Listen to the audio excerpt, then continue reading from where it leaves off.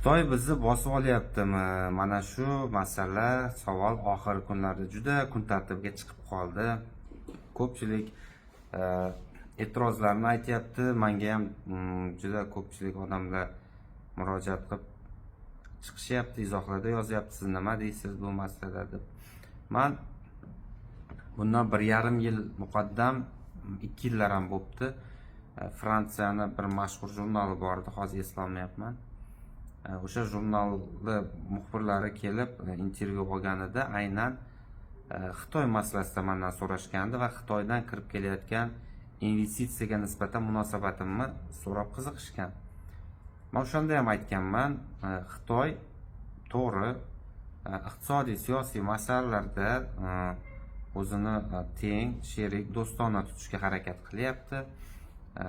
Aholisi ko'pligi nuqtai nazaridan va iqtisodiy imkoniyatlar shunga yo'l qo'yadiki, ular investitsiya kiritishda juda ham faol. Lekin o'sha duch kelgan investitsiya kiritar ekan deb hammasiga ham bosh keti yo'q, chegarasiz hajmda eshikni ochib olish to'g'ri bo'lmaydi.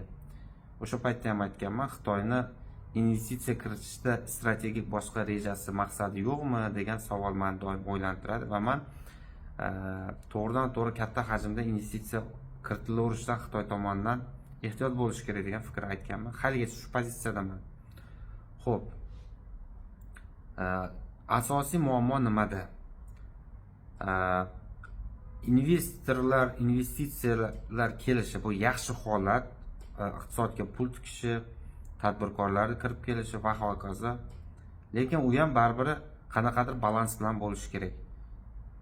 Oxirgi vaqtlarda haqiqatdan ham bizni ko'chalarimizda, savdo nuqtalarida Xitoy yozuvidagi o'sha peshtaxtalar, Xitoy yozuvidagi reklamalarda ko'payib ketganligi bu fakt. Bu bir yil emas, 3-4 oy ichida keskin darajada oshib ketdi va odamlarning haqiqatdan bu diqqatini tortyapti. Kecha ayrim rasmiy idoralar bundan vahima ko'tarish kerak emas, bu yoq degan masalalarni chiqib aytdi. Va ayrim debil, o'zini siyosatchi deb o'ylaydigan debillar chiqib bu chetdan uyushtirilayotgan provokatsiya degan gapni ham aytyapti. Shunaqa aytayotgan odamlarga javob, yebsan bu gapingga deydigan javob. Sababi chetdan hech kim kelib deb reklama shitlarini Xitoy tilida yoki peshlavhalarda osib qo'yayotgani yo'q. Sal o'ylab gapirish kerak-da. Bu oddiy odamlar ko'rib turgan narsalar. Va odamlar nimaga xavotirga tushyapti? Oddiy savol. Xavotirga tushishining sababi shuki, Xitoy hukumatini bugungi kunda qardosh, o'sha millat, qardosh xalq bo'lgan Uyg'urlarga nisbatan qo'llayotgan siyosati, dinga nisbatan, islom diniga nisbatan, o'sha Uyg'ur xalqiga nisbatan qo'llayotgan siyosati, qayta tarbiyalovchi lagerlarni tashkil qilganligi va buni butun dunyo ko'rib turibdi. Buni yopib bo'lmaydi. Mana shunaqa salbiy munosabati cho'chityapti. Shu Uyg'urlar ham turkiy qavmlarda bir bo'lagi, bizni o'zimizni qardoshimiz ular ham. Lekin bugungi kunda ular qanaqa o'sha sinovlardan o'tyapti, buni ular yaxshi biladi va dunyo buni kuzatib turibdi. Shunchaki Xitoydan qo'rqqanligi uchun. Buni ochiq aytishga, chunki Xitoyga kuchi yetmaydi, qo'rqadi. Shuning uchun indamay ko'z yumib o'tiribdi. Xo'p. Ana shu narsa bizni boshimizga tushmaydimi? Bular qardoshlarimizni ayamaganlar bizni ayaydimi degan shunaqa qo'rquv bor. Va bu tabiiy hol, bunaqa qo'rquv bo'lishi, xavotir bo'lishi tabiiy hol. Buni to'g'ri tushunish kerak. Buni chetdan kimdir uyushtiryapti, provokatsiya deyishdi, nima keragi bor? Oddiy odamlar buni ko'rib, bilib, atrofda ko'rganligini aytayapti va xavotirni bildiryapti. Endi ayrim yana chetdan kelib bir guruhlar, masalan, o't yoqishga harakat qilganlar balki bordir, men uni bilmayman. Lekin meni shaxsiy Xitoy masalasidagi fikrim ilgari ham shunday bo'lgan, hozir ham meni hech kim bu chetdan yollab, chetdan miyamga mana shuni aytib hech kim aytmagan ham. Men uni qilmayman, men pashol deb tupuraman unaqa kim aytsa ham. Millat, xalqni manfaati, o'zbekistonliklar manfaati ustuvor bo'lishi kerak. Shuning uchun men anaqa bu yerda xolis bo'lishni men tarafdoriman. To'g'ri, investitsiya Xitoydan kirib kelishiga menda ham e'tiroz yo'q, qarshilik yo'q, lekin bizni strategik o'sha mamlakat davlat xavfsizligi bilan shug'ullanadigan, kelajak xavfsizligi bilan shug'ullanadigan bizni idoralarimiz bor. Ular to'g'ri hisob-kitob qilyaptimi? Ular balansi to'g'ri ishlayaptimi? Marhamat, umumiy investitsiya hajmida Xitoyniki ham, Turkiyaniki, mana Fransiyaniki, va hokazo Germaniyami, Qozog'istonmi, Rossiyami, marhamat, qaysiki mamlakatlar hammasi bir balans saqlagan holda kiritaversin investitsiya. Lekin 90% yoki 50% dan oshig'i bitta davlat hissasiga investitsiya to'g'ri keladigan bo'lsa, bu albatta iqtisodda balanssizga izdan chiqishiga olib keladi. Bu albatta iqtisodiy qaramlikka olib keladi qaysidir bir davlatga. Mana shuni o'ylash kerak, hisob-kitob qilish kerak. Marhamat, qarshilik yo'q, kirsin investitsiya. Hozir bu tadbirkorlar osmondan olib gapirmayapti. Bizni bozorlarimizda haqiqatdan ham 2-3 barobar qimmatiga bo'lsa ham savdo nuqtalarini, magazinlarda o'sha sotib olayotgan tadbirkor xitoyliklar bor. Ular ochiqchasiga sotib olishyapti, ochiqchasiga bozorlarimizga yurib, sizlarga nima kerak, nima qilib beraylik, boshqa degan nimalarni taklif qilyapti va bizni tadbirkorlarimiz xavotirga tushib qolganligi tabiiy. Ular biz bozorimizni, bozordagi o'rnimizni yo'qotib qo'yapmiz, nonimizni oldiryapmiz biz. Ertaga biz nima bilan tirikchilik qilamiz? Bular hamma yoqni egallab olyapti degan shunaqa qo'rquv bor. Xo'p, mana shu qo'rquvdan kelib chiqib, atrofga qarasangiz, anaqa peshlavhalar ham ko'payib ketyapti. Reklama bannerlari, misol, biz reklama qonunchiligimizda aniq yozib qo'yilgan, davlat tilida bo'lishi kerak birinchi navbatda. Uni tarjimasi keyin bo'lishi mumkin boshqa tilda. U reklama qonunchiligi ham bir joyga kirib yotibdi xitoyliklarga kelganda. U tabiiy hol odamlarda xavotir bo'lishi. Bu yerda bozorlarda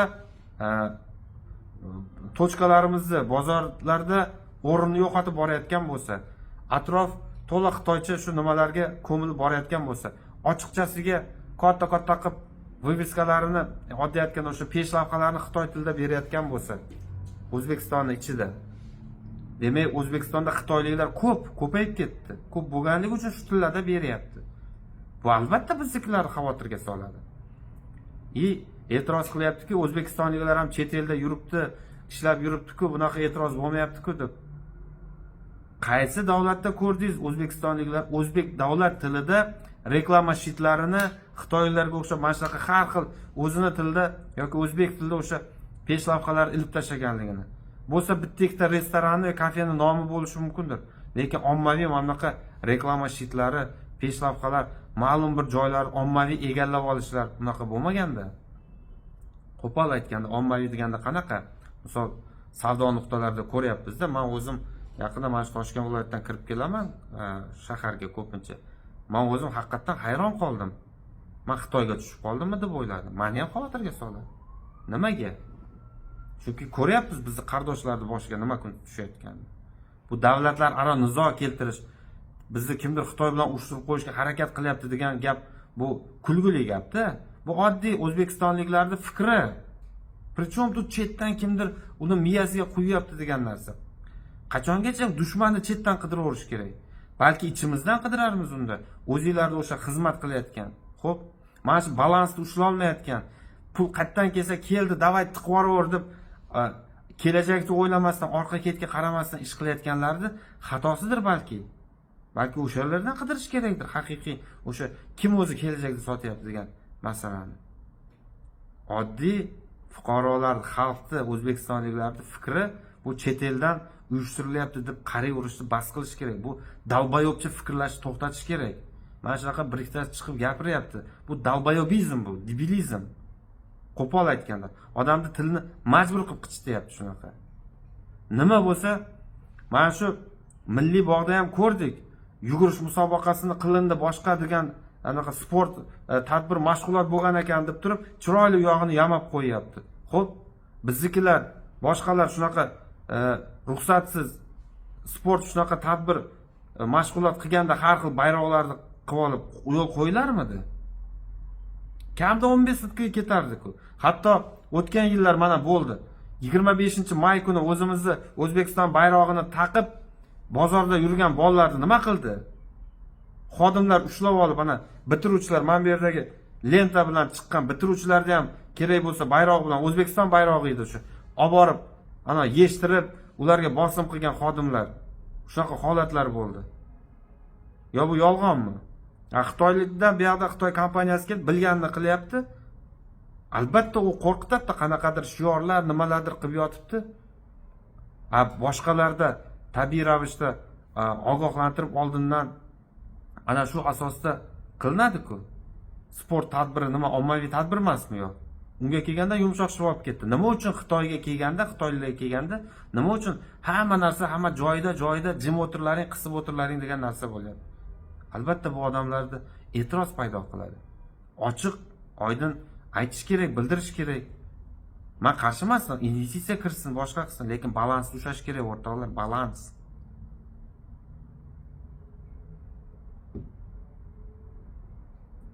Bu o'z-o'zidan odamlarda e'tiroz bo'lmayapti. Odamlarning e'tirozini yana dushmanlikka, yana Xitoy bilan dushman qilib qo'yishga bular harakat qilyapti. Bularning niyati yomon, chetga sotilgan degan narsalarni yopishtirishdan to'xtash kerak, sog'lom sal fikrlashga boshlaylik. Kelajakdan xavotir qilganligidan ayrimlar gapiryapti buni. Birortasi bir normal bir izoh bera olmasa, faqat odamlar o'zini ayblashga o'tsa. Mana boshqa mamlakatlarda ham bizni fuqarolarimiz borib ishlab yuribdi, boshqa qilib yuribdi, butun dunyoda bor bu deb. To'ppa-to'g'ri butun dunyoda bor, gap yo'q. Lekin butun dunyoda qaysi xalq Turkiyani qavmi mamlakat diniy qarashlardan yoki boshqadan kelib chiqib tarbiyalanishni lagerlar qilib qo'ygan Xitoyga o'xshab? Ayting. Albatta xavotir, o'zini qardoshi bilan bo'lib turgan ishni ko'rgandan keyin odamlarda tabiiy xavotir bo'lyapti. Endi hozir bu haqda gapirsang, birpasdan davlat dushmani unga bunga chiqarib tashlanadi. Yo'q, unaqa emas, shunchaki oddiy odamlar nimaga e'tiroz qiladi, nimadan xavotir qilyapti?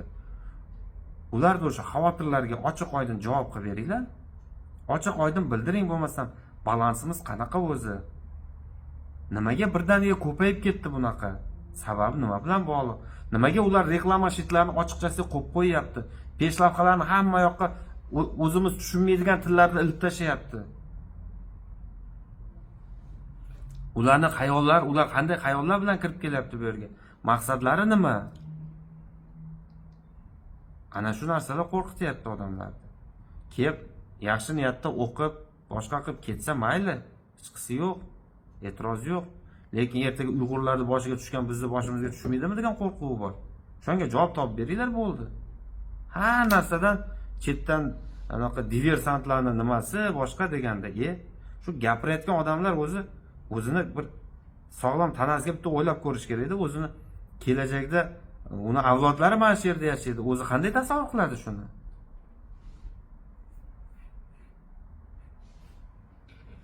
Shuning uchun oddiy o'zbekistonliklarda fikri bo'layotgan vaqtda uni chetdan uyushtirilayotgan xuruj deb qabul qilish kerak emas.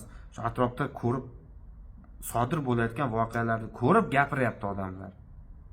Ularni chet elda agenti dushmaniga chiqarish bu debilizm aytayapman-ku, dalbayobchilik bu. Ana bitta ikkitasi o'tirib olib turib, siyosatchi bilmayman kim chiqib olib zakaznoy narsalarga xalqni ayblab yotibdi. Har xil narsada bular sotilgan, bizni ana Xitoy bilan urushtirib qo'ymoqchi tashqi kuchlarni o'yini boshqasi deb. Hech qanaqa unaqa narsa emas. Men ko'rmadim birorta tashqi kuchga sotilgan, mana shu e'tiroz qilayotgan odamni shu tashqi kuchga sotilib gapirayotganligini. Oddiy odamlar, oddiy tadbirkorlar, oddiy dehqonlar, oddiy o'qituvchi, oddiy insonlar mana shu menga kim e'tiroz qilib aytayotgan bo'lsa-ki, ular sotilib yuradigan emas, uni sotib olish kerak emas birovlarga. Ular shunchaki atrofdagi narsalarni ko'rib aytayapti fikrini. Shuni hisobga olinglar hech bo'lmasa. Balansni ushlay olmayotgan mas'ul odamlarning xatosi bu. Iqtisodiy sohada, boshqada, investitsiya sohasida ham. Bitta davlatni hissasiga investitsiya hajmi keskin oshib ketishi ham to'g'ri emas. Kim pul bersa kelaver deb qarash, unaqa qabul qilish ham to'g'ri emas ekan demak. Sal qarash kerak shu tomonlariga. O'shanda bir davlatni o'ziga, iqtisodiga, bir xalqqa butunlay iqtisodiy boshqa tomonlama qaram bo'lib qolmaydi. Bu mamlakatning suvereniteti bilan bog'liq masalalar. Boshqalar o'ylamay, ko'rmayotgan bo'lsa, oddiy odamlar shuni ko'rib xavotir qilyapti. Ularning aybi emas bunaqa ko'rib turganligi. Shuni tushuntirib berish kerak bo'ldi. Umumiy investitsiya masalasida Xitoy O'zbekiston o'rtasidagi aloqalarni o'sha diplomatik yo'llar bilan rivojlanishi, savdo iqtisodiy baho hokazo masalalar rivojlanishiga hech qanaqa e'tiroz yo'q. Marhamat, rivojlansin, gullasin, do'stona, tenglik bo'lsin.